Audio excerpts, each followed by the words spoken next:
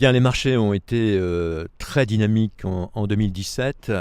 Si on observe ce qui s'est passé sur le marché de la location de bureaux, la demande placée atteint un niveau élevé, 2 575 000 m². C'est la quatrième meilleure année, c'est 15% au-dessus de la moyenne décennale.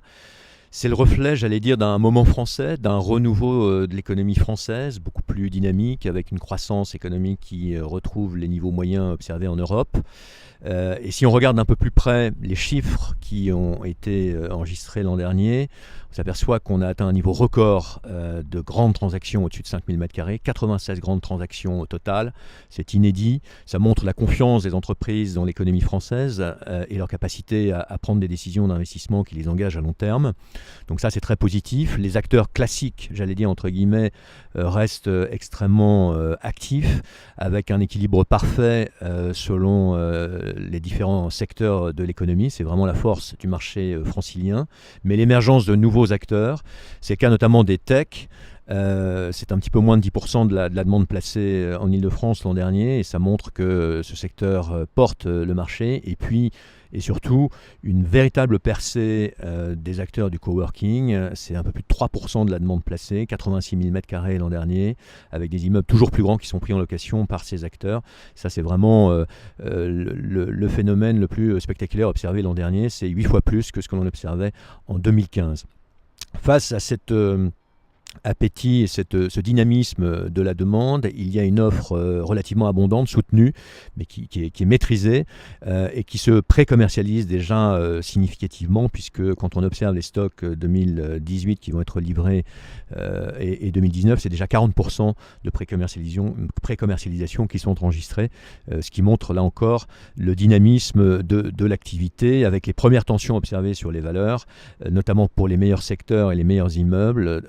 Knight Frank enregistre une hausse des valeurs prime de 790 à 810 € du mètre, et un tassement des mesures d'accompagnement, là encore contrasté selon le secteur, mais assez marqué dans les secteurs du quartier central des affaires pour les meilleurs immeubles. Alors, le marché de l'investissement est lui aussi vigoureux, avec de très bons chiffres, puisqu'on a observé 16 milliards d'engagements en Ile-de-France en 2017 et 26 milliards sur le territoire français. Ce sont des niveaux élevés, c'est la troisième meilleure performance, c'est 47% au-dessus de la moyenne décennale. Là aussi, le marché est assez conforté par la situation macroéconomique globale et la bonne santé du marché locatif. Les acteurs investisseurs sont confortés par le dynamisme du marché de la location, par des perspectives potentielles de croissance des valeurs locatives. Il est à noter qu'il y a une abondance de liquidités. Un chiffre pour l'illustrer, c'est l'abondance de la collecte dans la pierre papier, avec un nouveau record enregistré l'an dernier, 14 milliards collectés. Donc cet afflux de liquidités se reporte sur le marché, et c'est aujourd'hui le premier investisseur en France, la première typologie d'investissement en France, avec 37% des volumes, et la nécessité pour ces acteurs de se diversifier par typologie de produits, mais aussi géographiquement dans d'autres marchés, en particulier l'Allemagne et le Benelux.